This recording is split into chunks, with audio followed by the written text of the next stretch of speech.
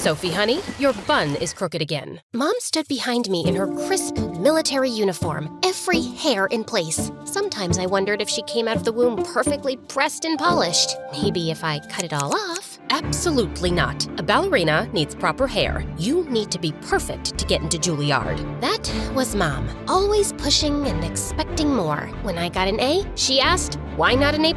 When I won silver in the regional dance competition, she reminded me gold was better. Even my little sister Rose's social media following wasn't enough. It had to be purposeful content that would look good on college applications. Dad used to balance her out, bringing chaos and laughter into our world. He'd tell us wild stories about his combat missions, teaching us survival skills just in case, and sneaking us junk food when Mom wasn't looking. But then he was deployed again, and this time he didn't come back.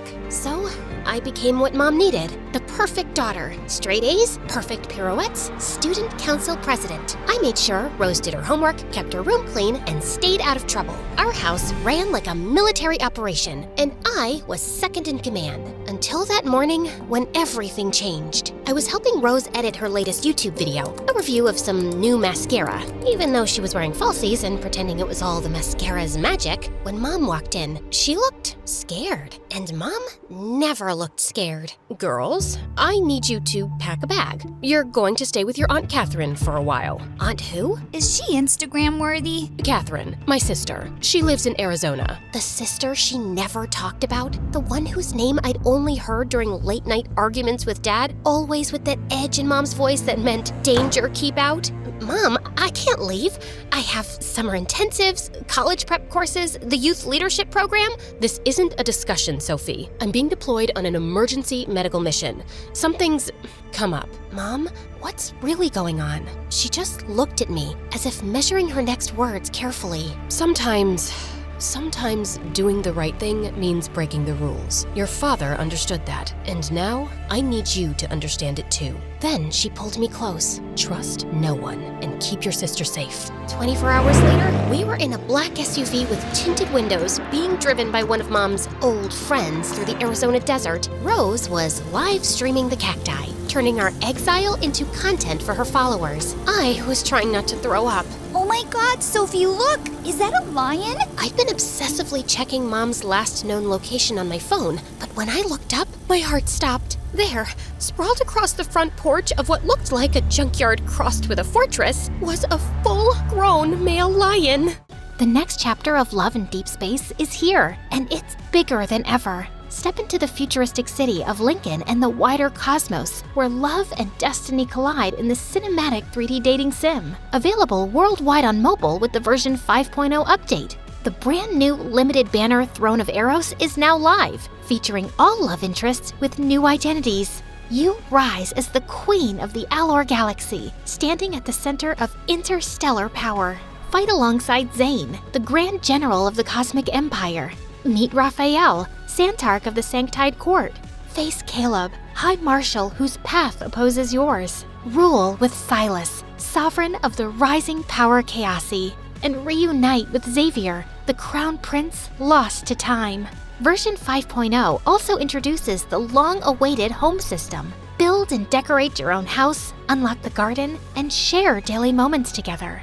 From quiet routines to unexpected interactions, your home comes alive. This is the best starter experience for new players. Claim livestream rewards, join version 5.0 events, and enjoy new gameplay to enjoy 10 grand, luxurious gifts, villas, 1,000 plus furniture, memory crates, 5-star memories, wishes, diamonds, letters, paper cuts, outfits, props, journals, and more. Many people worry that games will consume too much memory. This update introduces a new quick resource cleanup feature, so you can download without any burden. Enjoy smooth and seamless gameplay. Perhaps you've played this game before, but were plagued with memory issues. Now is the perfect time to be back.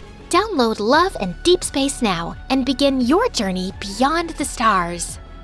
The driver hit the brakes so hard our suitcases went flying. This has to be a mistake. Mom would never. Oh, that's just Maple. Don't mind him. He's a big softie. I turned to the voice behind me to see a woman limping down the path. She looked like Mom might have looked if Mom had been raised by wolves. I'm your Auntie Caddy, in case you were wondering. A softie? It's a lion! Is that even allowed?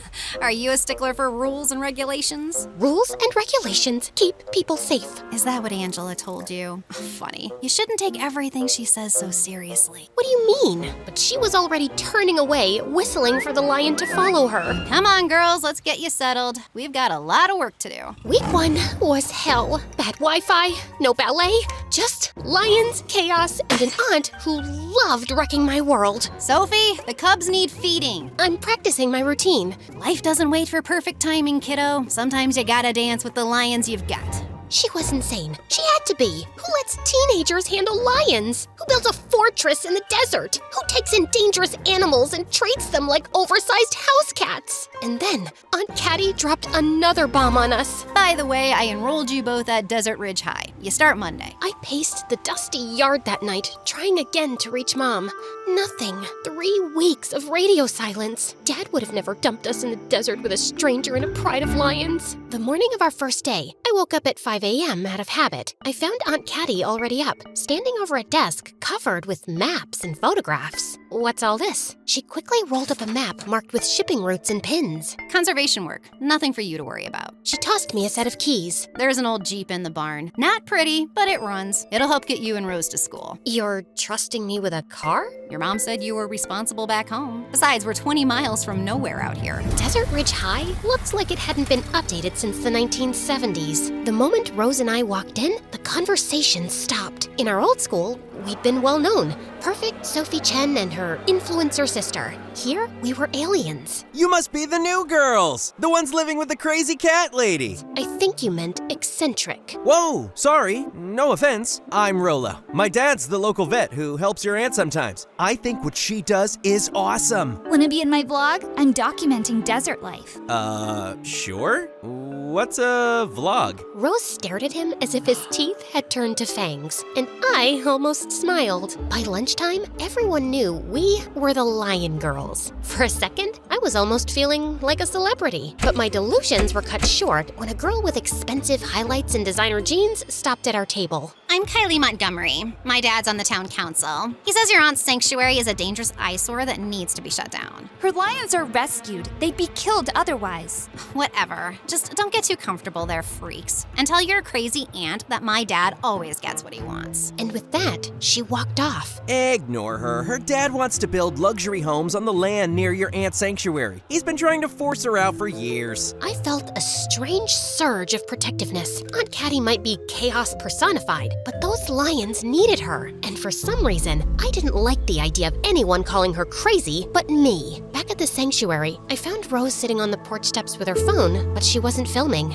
Do you think we'll ever go home, back to our real lives? I sank down beside her. I don't know. Mom's gone dark, and this place? It's like we've fallen into some alternate universe where Mom has a secret sister who's basically Lion Mom, and we're the weird new kids, and nothing makes sense anymore. Exactly. But is it weird that I kinda like it? Not the school part. Those kids are total zombies compared to my followers. But the lions, they're actually amazing. I had noticed that Rose's content nowadays was less makeup tutorials and more behind-the-scenes sanctuary life. Her captions were less about herself and more about conservation. Since when do you care about wildlife preservation, Rose Chen? Since a lion named Maple purred like a motorboat when I scratched his ears. Since I realized these incredible animals are being hunted to extinction. Is that so weird? And then one day, Aunt Caddy got sick. It started with her brushing off a fever and insisting it was nothing serious. But by the 3rd day, she couldn't get out of bed. It's just a bug. I'll be fine.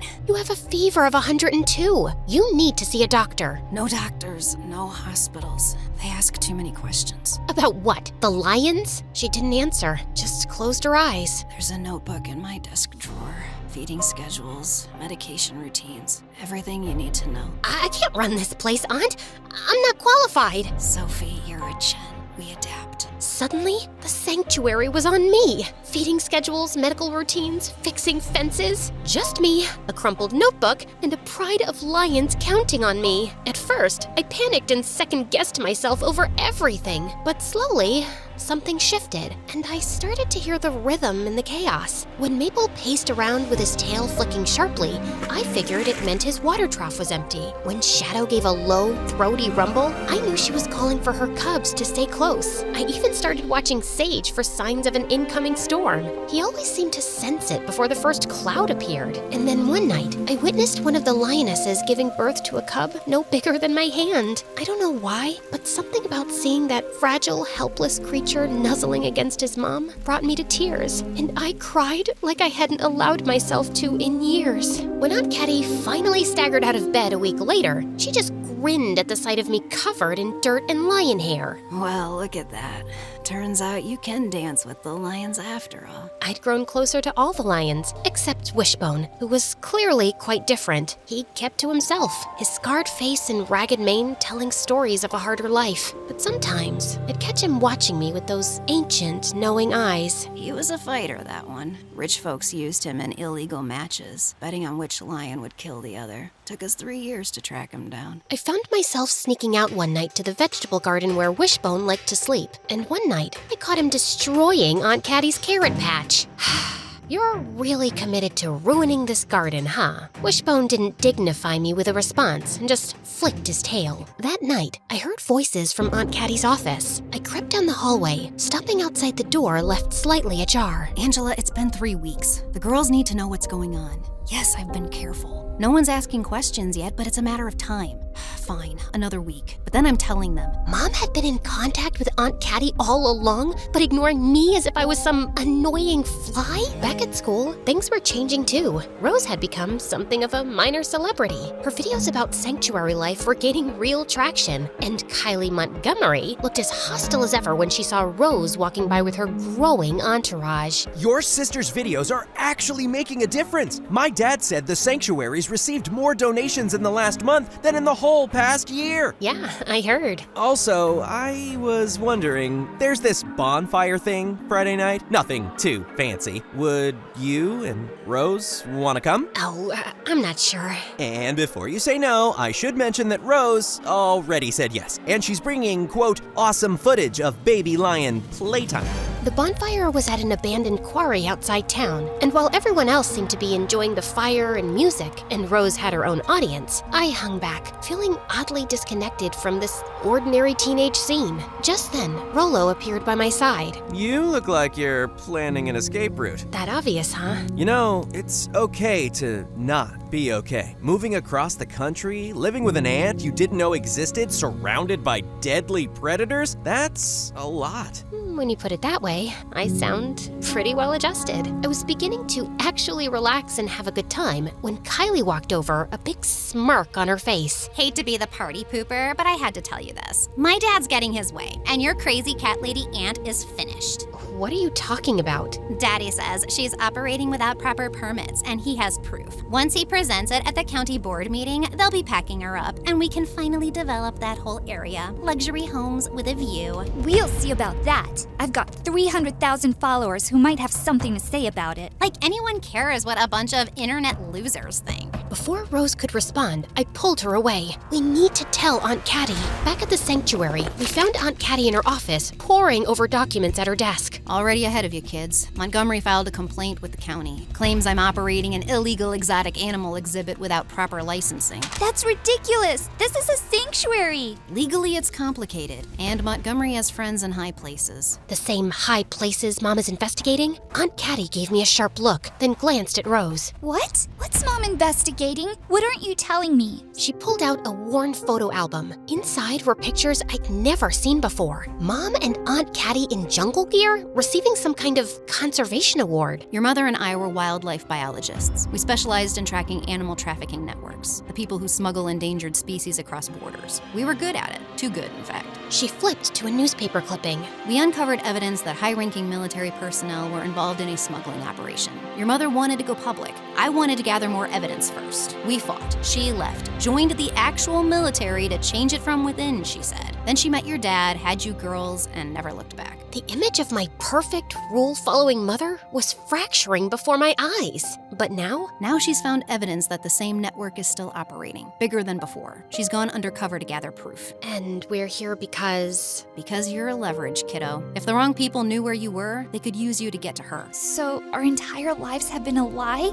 Mom's perfect military nurse persona was just, what, a cover? Not a lie, a choice. Your mother chose security for you girls over the crusade we started. Can't say I blamed her, especially after your dad. But now she's back in it, and we're here because we might be in danger? We both nodded. Rose was quiet for a moment, then pulled out her phone. I'm deleting all my location tags, and I'm going to start a campaign about the sanctuary. If Montgomery wants a fight, we'll give him one. Over the next few days, Rose mobilized her following like a general commanding troops. Meanwhile, I dove into the legal side, researching sanctuary regulations and permit requirements. The night before the county board meeting, we were up late preparing our case when suddenly we heard the sound of an engine approaching. We're not expecting anyone. We went to the security monitors, then froze. 3 vehicles coming fast, no headlights. My stomach dropped. Not county officials, not this late. Get to the safe room, now. But what about you? Now, Sophie, take Rose. I grabbed Rose's arm, pulling her toward the reinforced storeroom that Aunt Caddy had said we could use in case of emergency. Behind us, Aunt Caddy was grabbing a tranquilizer gun from the cabinet. We'd barely made it to the hallway when the first crash came. The sound of the front gate being rammed. Then there was shouting and flashlight beams sweeping the yard. I'm calling 911. Bad signal out here, remember?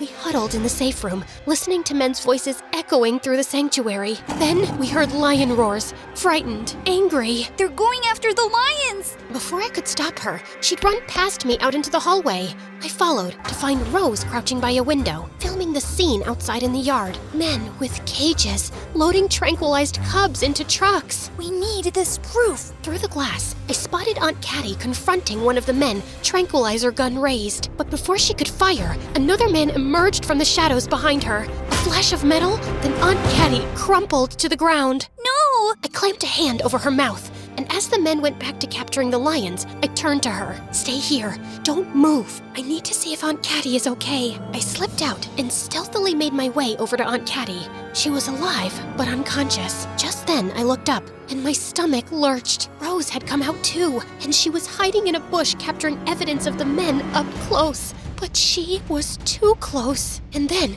it all happened so fast. One of the men suddenly spotted her, and suddenly, she was being dragged away as she fought and screamed. I ran towards her as they threw her into the truck along with the caged cubs. And before I could get close to her, they were driving off into the desert. Panic washed over me in a wave so strong I could barely breathe. Oh my God. They'd taken my baby sister. That's when I heard Wishbone's low growl. He stood in the carrot patch, those knowing eyes fixed on me. And suddenly, I understood what Mom meant about breaking rules. I need your help.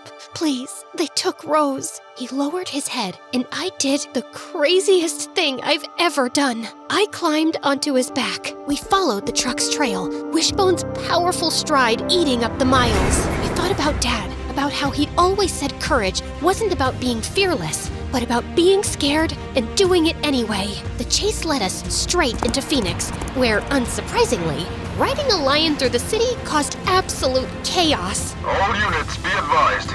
We have reports of a teenage girl riding a lion down Central Avenue. This is Sky 5 with breaking news. I can't believe I'm saying this. An actual lion sprinting through downtown with a girl on its back. We followed the truck's taillights into an industrial warehouse near a private airstrip. A jet sat waiting, cargo doors open, minutes from takeoff. Wishbone skidded to a stop behind a stack of crates just as I spotted Rose. I got off of Wishbone, holding him by his mane, and then I looked into his eyes. Wait here for my signal. Then I sneaked in as quietly as I could. I found Rose locked in a cage. Took you long enough. But as we fell to the ground, I looked up at the menacing bad guy. Get him. We heard a huge roar out of the frame, and both the bad guy and I turned our heads toward the direction from which the roar came. And there he was, our hero, Wishbone, standing proudly at the warehouse entrance. He had heard my signal, and then he made a run at the traffickers. Things got chaotic pretty quickly after that. Rose and I opened the rest of the cages, and cubs spilled from open crates, bolting in every direction. Lions stepped from the shadows, sending the traffickers into blind panic. One guy tripped over a metal bucket, taking 2 others down with him. 2 others made a break for it and landed straight into an empty holding pen, slamming the doors behind them. Lock it! Lock it! Wishbone let out one final earth-shattering roar, and that was enough. The remaining traffickers fled just as police sirens wailed in the distance, and in a few hours, they had rounded up all the culprits. But the real shock came when we got home. Aunt Caddy was awake, and Mom was beside her. Mom! She pulled us into a fierce hug and held us for a while. Then she explained that she was here because she knew the trafficking ring would be making a move tonight at the sanctuary, and they had to be caught in the act. Sometimes the only way forward is to take a risk. Your father taught me that. And you girls, you proved it. Sophie, I'm so proud of you for being brave, for standing by your sister. Things changed. Mom and Aunt Caddy made the sanctuary official, but the lions moved to Africa. Saying goodbye to Wishbone hurt, but the last photo Aunt Caddy sent showed him sitting in the tall grass, finally looking like the king who belonged to the jungles.